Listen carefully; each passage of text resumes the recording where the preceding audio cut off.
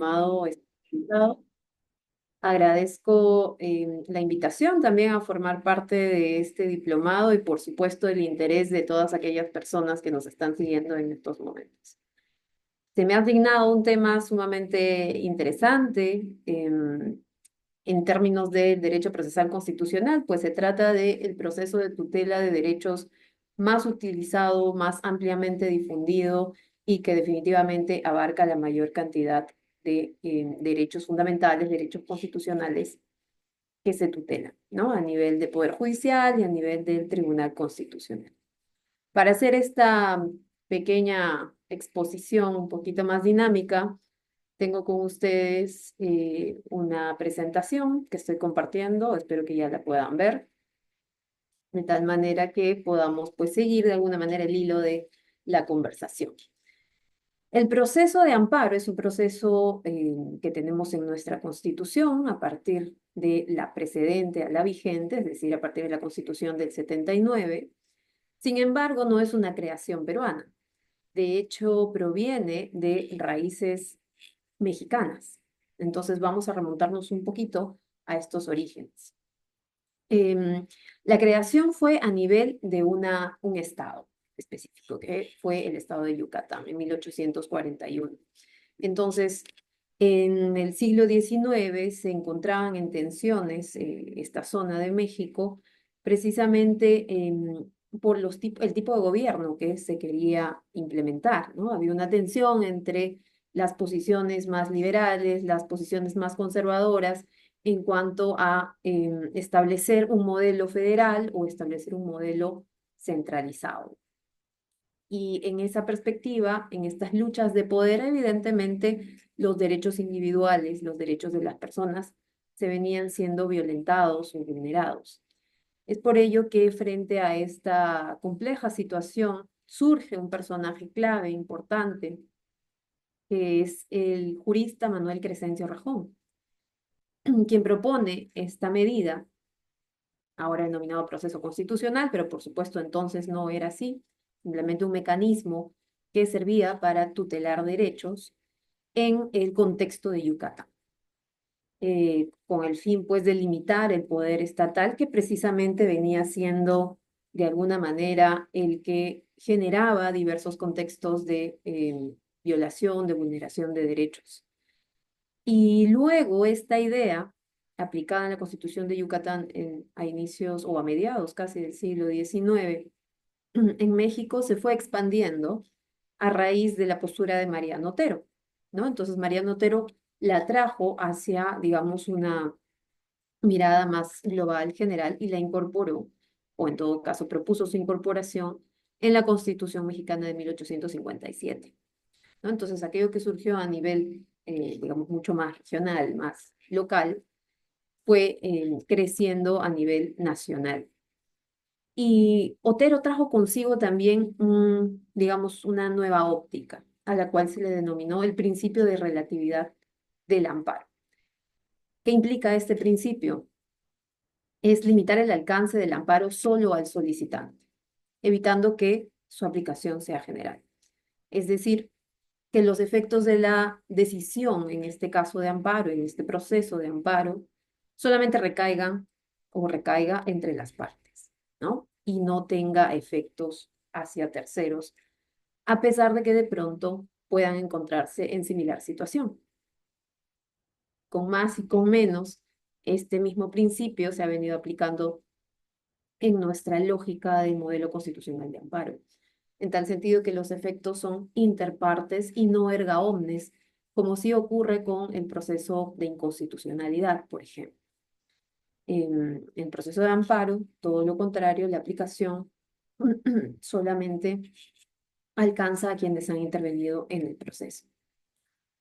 Bueno, entonces, como dijimos, el precursor fue México y este modelo fue expandido hacia múltiples países, sino todos los países de Latinoamérica, algunos con la misma denominación, otros con una diferente denominación, pero con el mismo objetivo, puesto que en toda la región se enfrentaban problemas de derechos humanos similares. Entonces, la fórmula que traía consigo el proceso de amparo mexicano Era una fórmula bastante interesante, atractiva y que podía hacerle frente a esta vulneración constante, reiterada de derechos humanos por parte, sobre todo, del poder estatal. Entonces así surgió este mecanismo en distintos países como Argentina, perdón, Perú, Guatemala, Bolivia, entre otros. Algunos de estos países han incorporado el proceso de amparo dentro de sus constituciones y otros lo han dejado más bien a nivel legislativo.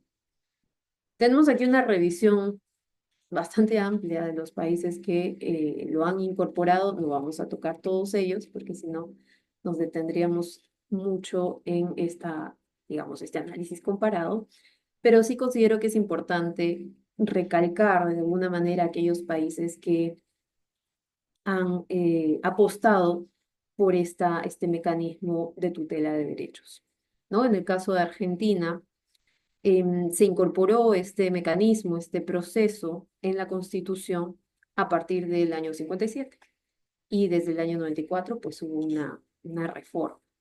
¿Cuál es la característica en el amparo argentino? La protección judicial contra actos u omisiones del Estado, pero también contra afectaciones de particulares que, digamos, conlleven algún tipo de vulneración de derechos fundamentales. En el caso peruano, como mencioné al inicio de esta exposición, se incorporó a partir de la Constitución del 79. De mismo modo, la lógica detrás de ello, y evidentemente el resto de la exposición nos vamos a concentrar en nuestro mecanismo, em, la lógica original y que de alguna manera normativamente se ha mantenido es que se trate de un procedimiento ágil, precisamente por la importancia, la relevancia de los derechos que están en juego. No son derechos de rango legal, sino derechos de carácter o de rango constitucional. También se ha establecido cortes o juzgados especializados que puedan resolver este tipo de procesos. En Bolivia se ha reconocido este mecanismo en la Constitución del 2009. Existe una amplia protección de derechos individuales, pero también derechos colectivos. Como sabemos, en el Estado Plurinacional de Bolivia hay un reconocimiento constitucional, digamos, bastante amplio a los derechos colectivos y los derechos difusos. En el caso de Guatemala, similarmente, se ha incorporado el amparo en la Constitución del año 85. Y también está orientado a la protección de derechos que puedan haber sido vulnerados por el Estado, por el gobierno y también por particulares. Tenemos también los casos de Chile, Colombia, Ecuador, Venezuela, que en algunos casos tienen una denominación diferente, ¿no? Como por ejemplo en el caso de Chile, recurso de protección, en el caso de Colombia, la famosa tutela que se introdujo en el año 91. Es importante mencionar, digamos, que dentro del esquema regional, Colombia siempre ha sido un referente en materia de derecho procesal constitucional. Particularmente la Corte Constitucional de Colombia es una corte bastante intuitiva en términos de derechos fundamentales y los alcances de sus sentencias incluso han trascendido fronteras. Tan es así que cortes de toda la región han incorporado dentro de sus decisiones referencias a sentencias de la Corte Constitucional colombiana y por supuesto nuestro Tribunal Constitucional no ha sido ajeno a esa práctica. En el caso de Ecuador, también tenemos las acciones de protección o el amparo, y en el caso, pues, de Venezuela también se tiene reconocido este derecho, pero por supuesto, en un estado autoritario no podemos pensar que un mecanismo de esta naturaleza pueda realmente ser efectivo. Tenemos los casos también de Costa Rica, Paraguay, Uruguay, Panamá, Honduras, El Salvador, Nicaragua, República Dominicana, entre otros, que han reconocido a nivel constitucional este mecanismo de tutela de derechos. Pues bien, ¿cuáles son las características comunes del amparo en América Latina? En todos los casos se trata, nuevamente, desde una mirada normativa y teórica, de un procedimiento breve y sencillo que garantice una protección, una tutela rápida. hago énfasis en, digamos, este objetivo eh, normativo, puesto que en la práctica, como sabemos, y sobre todo como consecuencia de la eh, enorme carga procesal que tienen los juzgados en la materia, estos procesos llevan a veces muchos años para poder ser resueltos, en el mejor de los casos, de manera estimatoria. Solo por lanzar un número aproximado, un proceso de amparo podría resolverse en 3 años, ¿no? Más o menos. Es como el estándar. Si pensamos que puede llegar, digamos, a niveles de Tribunal Constitucional. Ya dentro del Tribunal Constitucional también los procesos pueden demorar, dependiendo evidentemente de la materia, pero puede también agregarse algunos meses o incluso años para su resolución. Entonces, si bien la estructura, el diseño del proceso ha sido elaborado para que se pueda resolver de manera ágil y breve, que no cuente con muchas etapas procesales a diferencia de los procesos ordinarios, que no cuente con una etapa de actuación de medios probatorios, que no significa que no se adjunten medios probatorios, sino todo lo contrario, que estos sean lo suficientes como para poder crear certeza en el juzgador de que existe una vulneración, una violación efectiva de derechos fundamentales. Entonces, pese a esta estructura dinámica, ágil, breve, sencilla, la sobrecarga procesal desborda este noble objetivo y evidentemente hace que el proceso de amparo sea uno de los que más tiempo demore a nivel de mecanismos procesales constitucionales para su resolución, ¿no? Y definitivamente allí hay una serie de medidas que pueden ir tomándose para hacerle frente. Como ustedes saben, se emitió un nuevo Código Procesal Constitucional que en realidad mantiene la mayor cantidad de disposiciones que tenía nuestro código primigenio y recientemente, en noviembre del año pasado, se han realizado ciertas modificaciones a este nuevo código. ¿No? Vamos a hablar de una de ellas que justamente eh, atañe a nuestro proceso de amparo. Em, Estas referencias a modificaciones o a nuevos códigos, de alguna manera lo que busca también es efectivizar esta finalidad que tiene el proceso de amparo, sin perjuicio de otorgar una tutela, digamos, adecuada a aquellas personas que están buscando o que acuden a la justicia constitucional por la vulneración de algún derecho, ¿no? Entonces, encontrar este equilibrio entre la resolución ágil de procesos de esta naturaleza y la tutela adecuada de aquellas personas que han sido vulneradas en sus derechos es la finalidad, pero es un equilibrio bastante difícil de lograr.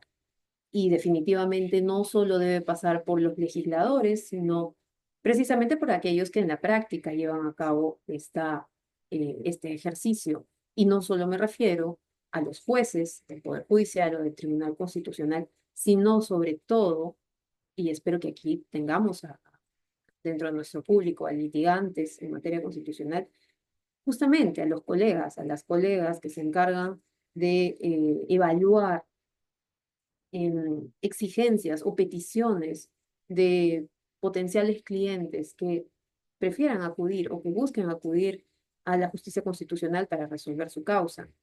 Entonces, aprovecho esto para hacer un llamado justamente a la ética profesional de nuestros colegas al momento de la evaluación de un caso y de em, digamos, la toma del mismo, ¿no? Ser bastante conscientes en que un proceso, sea en este caso de amparo, habeas data, bueno, habeas corpus de pronto tiene mayores restricciones o cumplimiento, pero sobre todo en el caso del proceso de amparo, ser bastante juiciosos al momento de evaluar la naturaleza misma de la pretensión, ¿no? Primero, si se trata de un caso de relevancia constitucional o si más bien estamos hablando de un caso que puede ser tranquilamente resuelto en la vía ordinaria a través de un proceso contencioso administrativo, a través de un proceso laboral o de otra naturaleza, ¿no? Entonces, em, revisar con mucho detenimiento cuáles son los derechos vulnerados. Si se trata de derechos constitucionales o estamos hablando de derechos de carácter legal.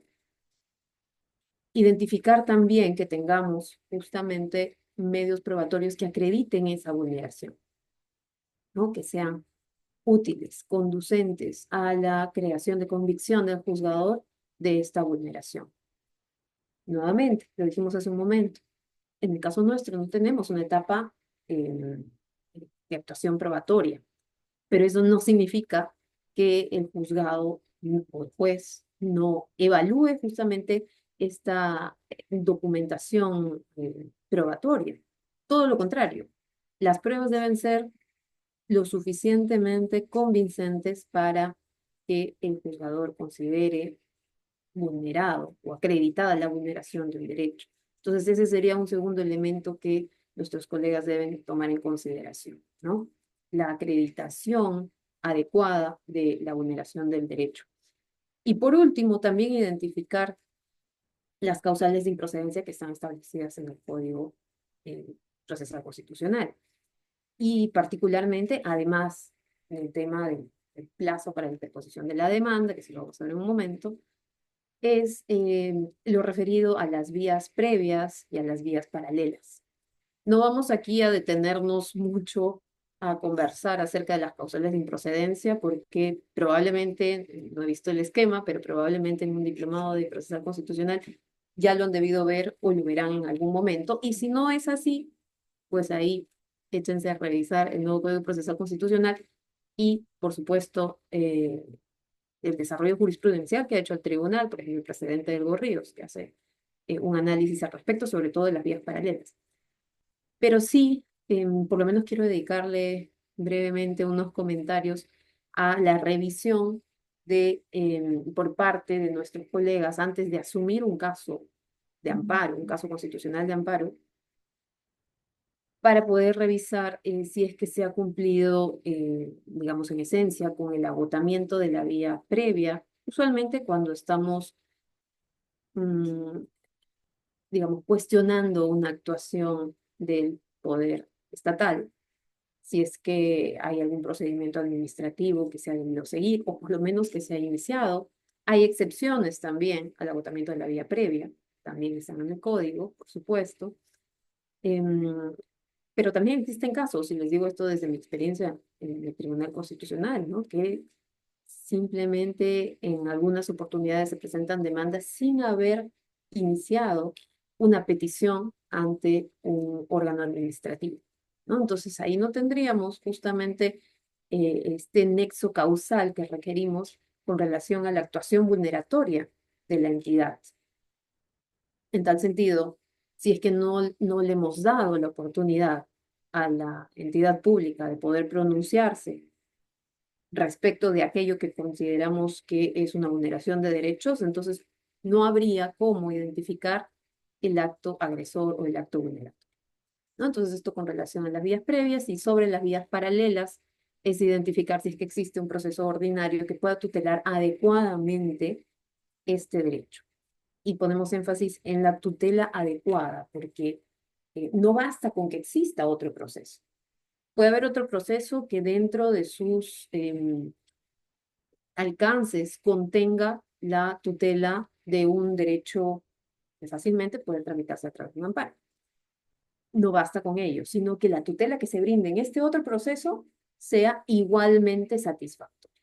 Esos son los términos que tenemos que buscar, que sea igualmente satisfactoria. Para entrar en detalles de cuándo un proceso ordinario tutela en el mismo nivel de satisfacción que el proceso de amparo un derecho, tenemos el precedente del Gorríos, y lo van a ver con mucho detenimiento, ¿no? Hay un análisis objetivo relacionado a la estructura del proceso y demás, y un análisis subjetivo vinculado al derecho mismo.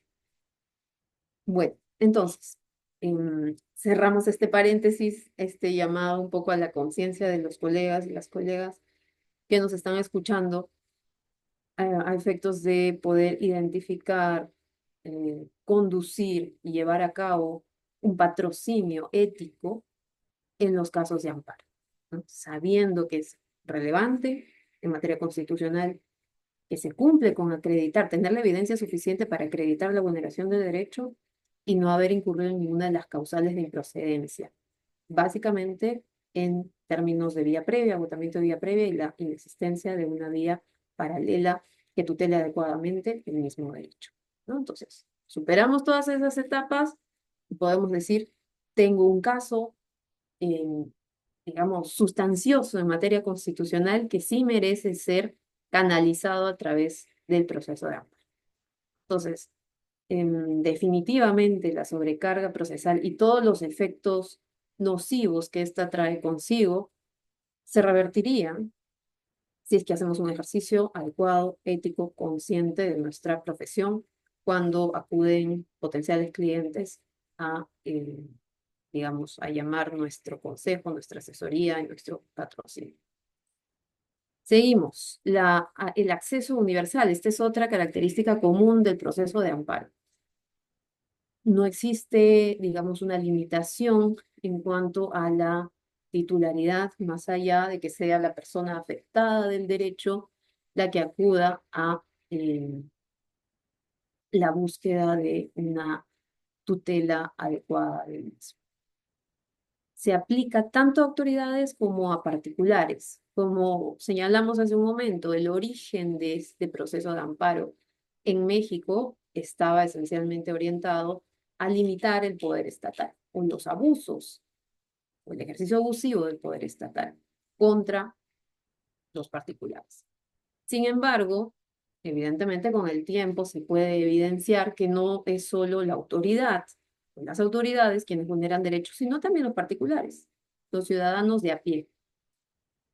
Existen relaciones interpersonales a través de las cuales se pueden generar vulneraciones de derechos fundamentales. En esos escenarios también es compatible y es procedente el proceso de amparo. El principio de subsidiariedad. Digamos que así se ha denominado doctrinariamente, dogmáticamente, y en esencia se trata de que lo que les expliqué hace un momento de las vías paralelas, ¿no? El amparo se debe utilizar como última instancia si es que no existen otros recursos. Ojo que utilizo acá el término recursos y antes que de pronto pueda por ahí saltar alguna duda, porque sabemos que recurso es un medio impugnatorio, estamos todavía en el escenario latinoamericano, ¿no? Entonces, en algunas otras latitudes, el amparo es conocido o denominado o identificado como un recurso, ¿no? A nivel nacional lo tenemos como un proceso constitucional, ¿sí? Pero esa es la lógica detrás de esta terminología, porque todavía estamos en el escenario regional. Pero digamos, el principio de subsidiariedad sí se aplica. Si es que no existen otros procesos, para usar nuestro léxico, si es que no existen otros procesos ordinarios que puedan tutelar adecuadamente un derecho fundamental que ha sido violentado, que ha sido vulnerado, entonces estamos habilitados para acudir al proceso de amparo. Pero si es que existiese algún otro proceso que tutele adecuadamente, de forma satisfactoria, un derecho violentado, entonces estamos llamados a acudir a ese proceso. Entonces, ello con el objetivo de mantener justamente la agilidad, la garantía de protección rápida que implica un proceso de amparo. Ahora, ¿cuáles son algunas diferencias en el amparo latinoamericano? En algunos países tenemos que el amparo tutela ciertos derechos y en otros, caso nuestro, tenemos una tutela sumamente amplia. De hecho, en el caso peruano, no son solamente los derechos que estén reconocidos expresamente en la Constitución los tutelados o los protegidos, sino incluso aquellos que estén por ser reconocidos. Tan es así que, por ejemplo, un derecho que ahora ya está positivizado en nuestra Constitución, que es el derecho al agua, no se encontraba efectivamente, digamos, reconocido a nivel constitucional, pero fue tutelado a través de un amparo mediante una sentencia del Tribunal Constitucional, ¿no? Entonces, jurisprudencialmente se reconoció este derecho al agua y luego fue positivizado en nuestra Constitución, ¿no? Nuestros constituyentes eh, de alguna manera, derivados, consideraron importante reconocer expresamente este derecho. No lo hubiese podido hacer el Tribunal Constitucional si es que no había una habilitación que establezca ello, ¿no? Porque claro, dentro de los derechos protegidos no vamos a tener el derecho al agua, pero tenemos esta salvedad de que los demás derechos que deriven de la dignidad del ser humano, reconocido en el artículo primero de la Constitución, pueden ser tutelados también por el proceso de amparo. En el procedimiento, en algunos países tenemos la intervención de juzgados, de cortes, tribunales especializados en materia constitucional que intervienen para la resolución del caso. En otros países son los tribunales ordinarios quienes se encargan de su resolución. En el caso peruano, todos sabemos, tenemos juzgados constitucionales, tenemos salas constitucionales y tenemos un tribunal constitucional. Entonces, existe una jurisdicción especializada para resolver este tipo de causas. Los sujetos protegidos, como mencionamos hace un momento, el origen fue contra actos estatales y por tanto solo esos supuestos procedían. En determinados países se mantiene esa figura original, mientras que en la mayoría también se permite el proceso de amparo contra una demanda de amparo contra actos de particulares y el caso peruano digamos que encaja dentro de este segundo apartado. ¿Cuáles son los desafíos y retos actuales del amparo a nivel regional? Vemos que no es una problemática única en nuestro país. El lento acceso a la justicia.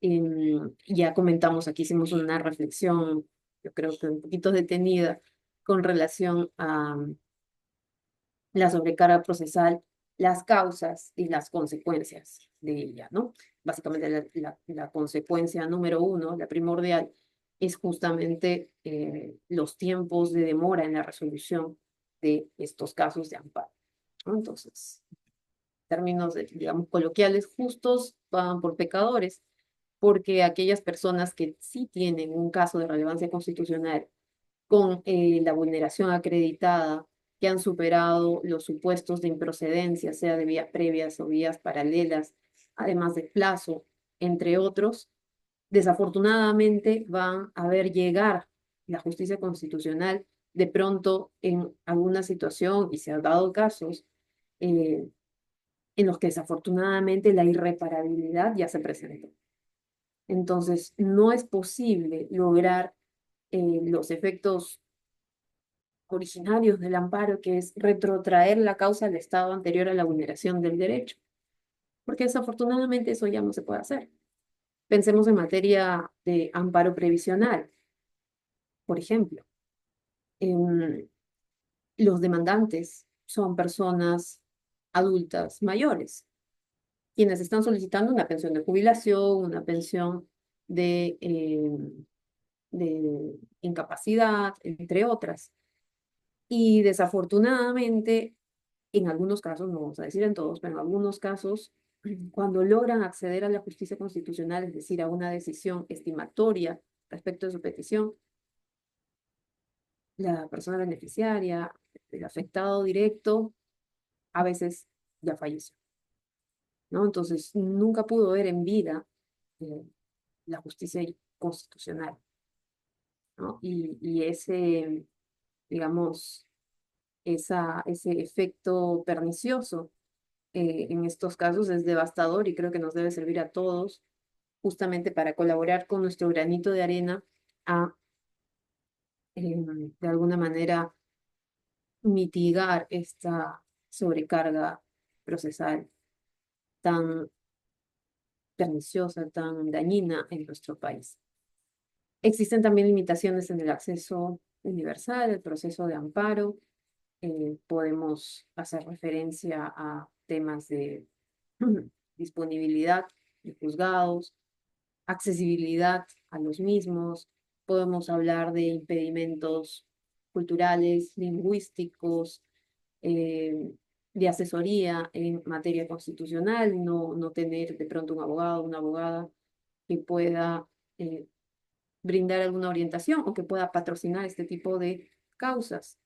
En el código se ha establecido, en el nuevo código, justamente que la defensa pública, a cargo del Ministerio de Justicia, también puede llevar a cabo este tipo de procesos, ¿no? Entonces, de alguna manera ahí se ha dado, yo creo que es un punto a favor, se ha dado esta posibilidad a aquellas personas víctimas de vulneraciones de derechos fundamentales para que el Estado, mediante la defensa pública, pueda patrocinar estas causas. Pero sabemos que está aún, digamos, en niveles un poco incipientes en términos de extensión de esta tutela y sobre todo de especialización, ¿no? De abogados en materia constitucional y procesal constitucional. Existen también retos con relación a la modernización, necesidades de digitalización y agilización de los procesos. Yo creo que la pandemia de alguna manera trajo consigo nuevos enfoques en materia de digitalización y en el caso peruano, los procesos constitucionales pueden ser llevados a cabo de manera digital. Las audiencias también son virtuales. Entonces, existe una, digamos, mejora en estos términos. Sin embargo, claro, estamos pensando en determinados contextos en los que la accesibilidad al servicio de Internet es óptima, o por lo menos em, se puede trabajar con ella.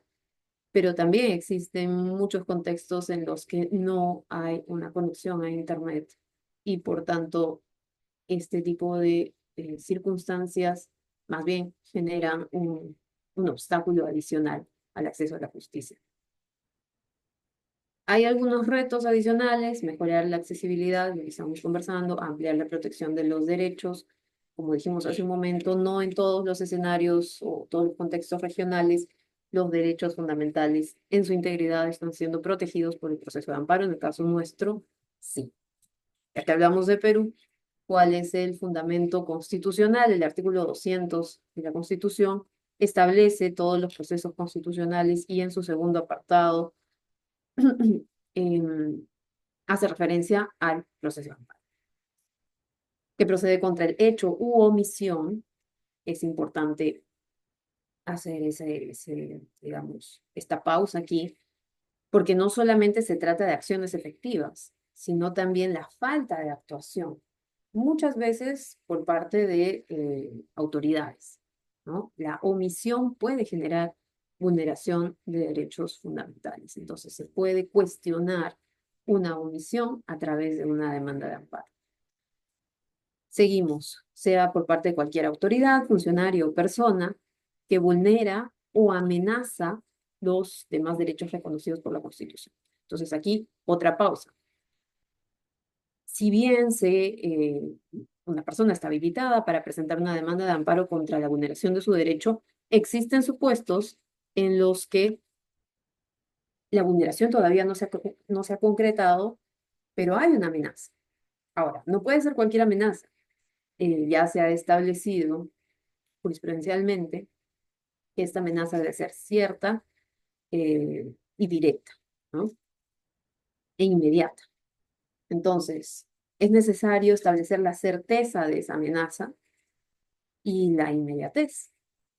Entonces, sin el cumplimiento de estos requisitos, una amenaza simplemente será digamos, un albur, ¿no? Una posibilidad, de pronto no tan latente, de que se pueda transgredir un derecho fundamental. Entonces, es importante cuando hagamos referencia a la amenaza que sea cierta y sea inminente, de inminente realización. Solo en estos supuestos procedería, ¿no? Por ejemplo, pensemos que se va a generar una situación de despido discriminatorio porque una mujer salió embarazada y ya ha habido de alguna manera llamados de atención indirectos en ese sentido. La mujer sabe que culminado su proceso de, digamos, su licencia por maternidad y haciendo uso de sus vacaciones y demás, de pronto, ya por escrito, se le ha informado que no se le va a renovar un contrato. Estamos en circunstancias no de contrato permanente, sino un contrato a tiempo determinado. sin otorgarle ningún tipo de explicación a esa falta de renovación, ¿no? Entonces, ya los actos de hostilidad y demás dan de alguna manera sustento suficiente como para sostener que existe un, una causa fundada en una óptica discriminatoria para este tipo de despido, eh, que la legislación le denomina nulo, pero en esencia es un despido discriminatorio, ¿no? Entonces, tendríamos la certeza, sí, porque ya existen estos documentos de no renovación. Todavía está haciendo, digamos, se encuentra en licencia o en vacaciones, todavía está dentro de su periodo o su contrato de trabajo, pero sabe que llegado a determinado momento va a culminarse o va a cancelarse o se va a resolver ese vínculo laboral. Entonces, existe certeza y existe inminencia porque va a ocurrir muy pronto en el tiempo, ¿no? Entonces, se estaría cumpliendo con estos dos requisitos.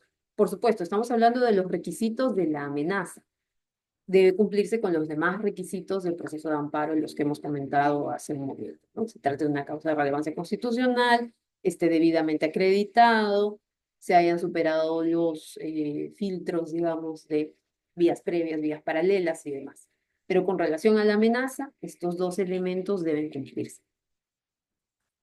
Y bueno, debe tratarse de derechos fundamentales reconocidos en la Constitución o por reconocerse. Está en el artículo segundo o podemos acudir al artículo tercero de la Constitución, que hace referencia a este numerus apertus, ¿no? La cláusula abierta de derechos fundamentales.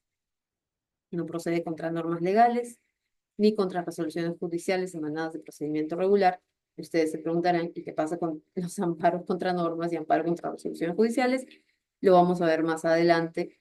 De alguna manera, lo que ha hecho el Tribunal Constitucional es interpretar este apartado a efectos de entender que no existe ninguna zona obscura, ninguna zona em, carente de protección constitucional. Entonces, incluso en la emisión de normas, el proceso de emisión de normas o en el proceso de resolución de un caso judicial de otra naturaleza en la vida ordinaria, pueden vulnerarse derechos fundamentales. Derechos fundamentales de proceso, ¿no? De debido proceso, o derechos fundamentales de otra naturaleza, no sustanciales. Entonces, en estos escenarios, como no hay zonas exentas de control y habiéndose generado de pronto circunstancias de vulneración de derechos, entonces el amparo también sería una medida o un mecanismo adecuado para su protección.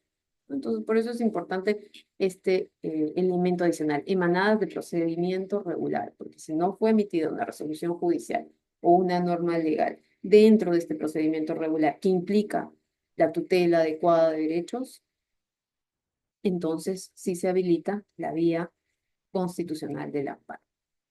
Bueno, ya hemos mencionado todos los derechos protegidos, son aquellos que están en el artículo 2, aquellos por reconocer en el artículo 3 de la Constitución, menos dos derechos en términos globales, ¿no? Los derechos vinculados a la libertad personal, que como aquí todos saben, están referidos, o en todo caso están tutelados por el proceso de habeas corpus, y los derechos orientados a la protección de la información, que en esencia son dos: el derecho de acceso a la información pública y el derecho de autodeterminación informativa, porque ambos derechos están protegidos, tutelados por el proceso de habeas data, ¿no? Entonces, salvo aquellos derechos que hemos mencionado que están tutelados por el habeas corpus y el habeas data, todos los demás derechos están, digamos, pueden canalizarse o su vulneración puede canalizarse a través de un proceso de amparo. ¿Quién es la persona legitimada? La persona afectada. Existe la figura de la representación procesal, existe la figura de la procuración oficiosa en los supuestos en los que el legitimado, por ejemplo, no se encuentra en posibilidad de presentar una demanda por determinadas circunstancias. Entonces, puede un tercero asumir esa legitimidad y presentarla en su nombre, siempre que acredite todos los demás requisitos. Y llegado el momento en el que esa imposibilidad por parte del afectado se supera, entonces acude y se apersona al proceso. ¿no? Entonces ya continúa el proceso iniciado por un procurador oficioso. También está legitimado el proceso de amparo para los derechos difusos, como comentamos. La persona afectada directamente es la legitimada para hacerlo, pero tenemos derechos cuya titularidad no es privativa de una persona en particular. Pensemos, por ejemplo, en el derecho a un ambiente equilibrado y adecuado, ¿no? Derecho al ambiente o derecho al medio ambiente, como llaman algunos. Este derecho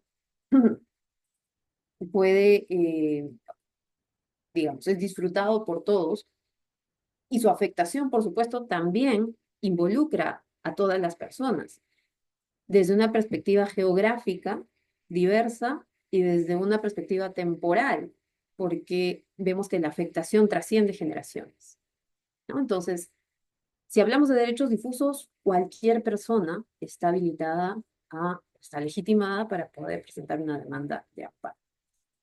¿Cuál es el plazo para hacerlo? 60 días hábiles de producida la afectación o 30 en los supuestos de amparo contra resoluciones judiciales o laudos arbitrales. Claro está que si se trata de afectaciones continuas, entonces este plazo, o una afectación continuada, este plazo no opera, ¿no? Porque no estamos hablando de un momento específico en el tiempo en el que se ha generado la vulneración de derechos, sino una afectación continua, como se ha interpretado en los casos previsionales, por ejemplo, ¿no? La falta de acceso a una pensión de jubilación vulnera el derecho a la seguridad social, el derecho a la pensión, etcétera, de una manera continua hasta que se le otorga finalmente la pensión a la persona afectada. Por eso no opera el plazo de prescripción. Y por supuesto tampoco operaría en los casos de amenaza, ¿no? Porque todavía no se ha concretado la vulneración del derecho. Nuevamente, no olvidemos los dos requisitos para los casos de amenaza: certeza e inminencia. ¿Quién es competente? ¿Quién es el juez competente para poder resolver estos procesos de amparo? Este es un extracto del nuevo Código Procesal Constitucional, justamente modificado también por esta última reforma de noviembre del año pasado. El demandante tiene la posibilidad, perdón, de elegir, digamos, ante qué juez presentar, ante qué juez constitucional presentar su demanda. Puede ser en el lugar de afectación del derecho, si hablamos en un amparo laboral, por ejemplo, en el domicilio del empleador, donde tiene el domicilio el afectado o donde domicilia el autor de la infracción, ¿no? En otro escenario, por ejemplo, de amparo contra particulares. Entonces, la elección del demandante se puede identificar o elegir cualquiera de estos escenarios, pero siempre se presenta ante un juez constitucional. Por supuesto, en los distritos judiciales en los que exista esta especialidad. Caso de Lima, caso de Arequipa, y me parece que también tenemos un par de distritos judiciales adicionales que tienen especialidad en lo constitucional. Y si no, acudirá pues a un juzgado civil, un juzgado mixto. Si es que esta violación de derechos se origina en una resolución judicial firme, expedida por un juez o una sala especializada, es competente para resolver la causa un juez o una sala de segundo grado en lo constitucional o en lo civil, ¿no? Es decir, en amparos contra resoluciones judiciales ya no acudimos, y esto es una reforma del código, ya no acudimos a un juez de primera instancia, sino al que usualmente sería el de segunda instancia o de segundo grado, que sería la sala civil o la sala constitucional. Em, perdón. Em, bueno, estamos hablando de la resolución, y ojo, tiene que ser una resolución judicial firme, ¿sí? Es decir, aquella que cierre el proceso y contra la cual no se pueda interponer ningún otro tipo de recurso. Entonces, en esos supuestos está habilitada, digamos, una persona afectada por una resolución judicial para poder interponer la demanda. Y aquí, perdón, me corrijo, les expliqué de manera inversa. Se presenta ante un juzgado constitucional, ¿sí? Y en segundo grado resuelve la sala constitucional o la sala civil. Aplica también la regla de que no se admite la prórroga de la competencia territorial, es decir, no se puede eh, definir un juez distinto al establecido bajo estos parámetros que acabamos de mencionar, a pesar de que ambas partes estén de acuerdo, ¿no? En cambiar el juzgado. A esto que se denomina prórroga de la competencia territorial no aplica para el proceso de amparo. Ahora bien, ¿en qué supuestos la sala, digamos, de, de la Corte Superior de Justicia, la sala constitucional, es competente para resolver un amparo en primera instancia cuando se trate de resoluciones judiciales de fondo emitidas por la Corte Suprema? Este es el ejemplo que yo estaba mencionando hace un momento, ¿no? Entonces, resoluciones judiciales comunes se presentan ante un juzgado constitucional, pero resoluciones judiciales de fondo emitidas por la Suprema se presentan en primera instancia ante la sala constitucional, si es que lo hubiese, o una sala de la Corte Superior respecto. Y será la sala constitucional y social de la Corte Suprema la que resuelve en segunda instancia. La misma lógica aplica para los laudos arbitrales, para un procedimiento de selección de obra pública o ejecución de obra pública y para una decisión de los órganos del Congreso dentro de un procedimiento parlamentario de conformidad con el artículo 52A, que es el procedimiento especial que ha establecido esta reciente reforma de noviembre del año pasado y que vamos a explicar en un momento. El tiempo ya nos está quedando un poco corto, así es que vamos a hablar muy rápidamente. Dijimos hace un momento que la Constitución establece no opera el amparo contra normas emitidas dentro digamos, respetando el debido proceso. Lo que significa que si en el proceso de elaboración de normas existe la vulneración de derechos, entonces sí opera el amparo contra normas. Y claro, hay ciertos requisitos, ciertos supuestos que se deben cumplir, como por ejemplo que se trate de amparo contra normas autoaplicativas. ¿Qué significa esto? Que sean normas que no em, requieran para su aplicación inmediata del cumplimiento de algún tipo de condición, ¿no? Como por ejemplo la aprobación de un reglamento. Entonces, en esos supuestos condicionados, no podría aplicarse un amparo contra norma. Eso no significa que no exista ningún otro mecanismo para poder cuestionar esa norma o esa ley. Tendríamos el proceso constitucional o el proceso de inconstitucionalidad, digamos, como el mecanismo directo llamado a poder resolver una situación de esa naturaleza. Y por supuesto también el amparo contra actos sustentados en la aplicación de una norma. También señalamos, la Constitución dice de manera expresa, no procede el amparo contra resoluciones judiciales emitidas en un procedimiento regular, lo que significa que aquellas que no hayan sido emitidas en un procedimiento regular, entonces sí son pasibles de ser resueltas a través de o ser cuestionadas a través de un amparo.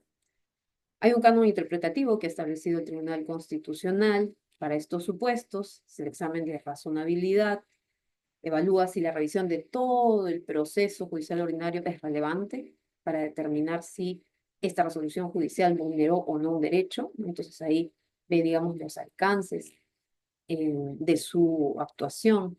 El examen de coherencia, si es que el acto lesivo del caso se vincula directamente con el proceso o la decisión judicial, un nexo causal, y el examen de suficiencia.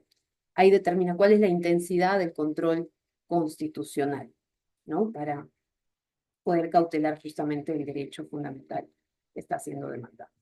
Luego tenemos ya las modalidades mucho más sofisticadas. Aquí solamente les he colocado el amparo contra amparo, pero tenemos amparo contra habeas data, amparo contra cumplimiento, amparo contra, amparo contra amparo y demás modalidades particulares. Y vamos a cerrar, ya en este último minuto que nos queda, con el procedimiento especial incorporado por el artículo 52 o incorporado como artículo 52A en el nuevo Código Procesal Constitucional por la Ley 32.153, publicada en noviembre del año pasado.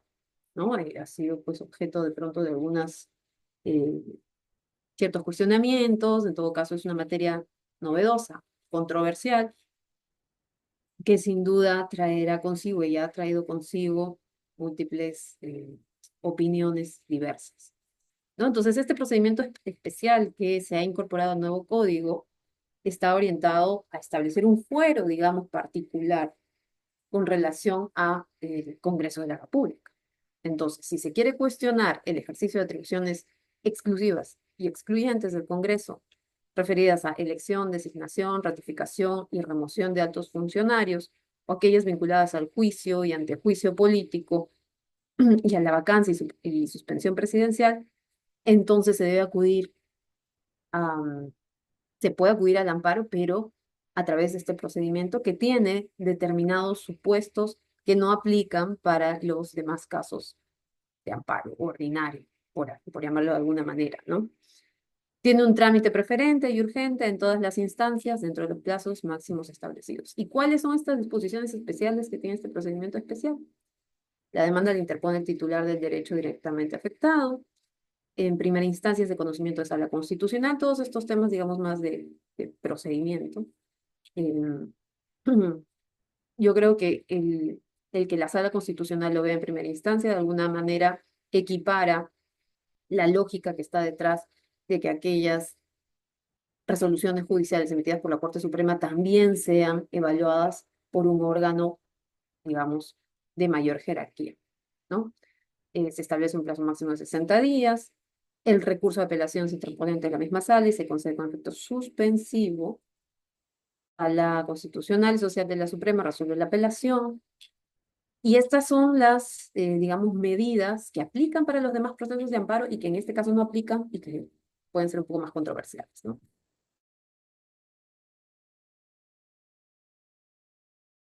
Aprovecho para hacerlo.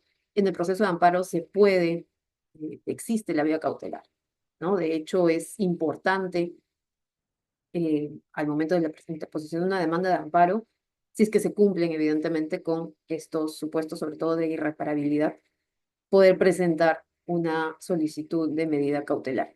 Pero en este procedimiento especial, de acuerdo a esta incorporación en el nuevo código, no procede, no puede prescindirse la audiencia única y no procede la actuación inmediata de sentencia que opera para los demás casos, es decir, cuando una sentencia de primera instancia es estimatoria, se puede solicitar la ejecución inmediata.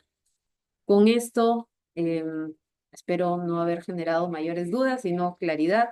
Y si no es así, estoy atenta a cualquier comentario o pregunta que ustedes tengan a bien realizar. Muchísimas gracias por su tiempo.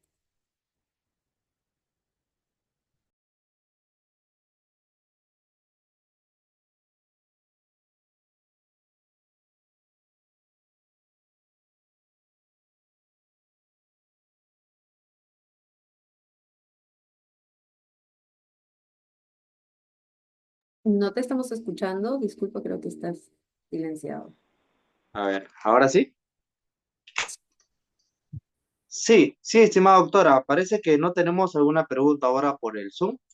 Parece que todo quedó claro, solo unos comentarios del doctor Justino Brito, que nos dice, en Guatemala se confunde en contratar al amparo como un recurso, pero es un proceso. Bueno, eso creo que ya usted lo explicó en la clase. Muy aparte, yo no tenemos alguna pregunta. La clase ha sido muy didáctica, muy explicativa y todo quedó muy claro, estimada doctora. En nombre del Portal Público del Abogado, agradecerle por su tiempo y por la ponencia brindada el día de hoy, esperando contar con su participación en futuros eventos académicos que organicemos como institución jurídica. Muchas gracias, doctora. Muchas gracias a ustedes por la invitación y espero pues estar nuevamente en otra ocasión debatiendo o conversando sobre algún otro tema interesante en materia constitucional, proceso constitucional o de derechos humanos. Muchas gracias, estimada doctora. Hasta Estimados luego. participantes, también agradecer por su tiempo y por estar presentes durante toda la clase. Los interesados en adquirir las diapositivas pueden dejar su número en el chat del Zoom y también los interesados en la certificación por 140 horas académicas también pueden escribir por el Zoom su número y nos comunicaré con ustedes. Muchas gracias, estimados doctores, muchas gracias, estimados participantes. Nos vemos, hasta luego. Hasta luego, doctor.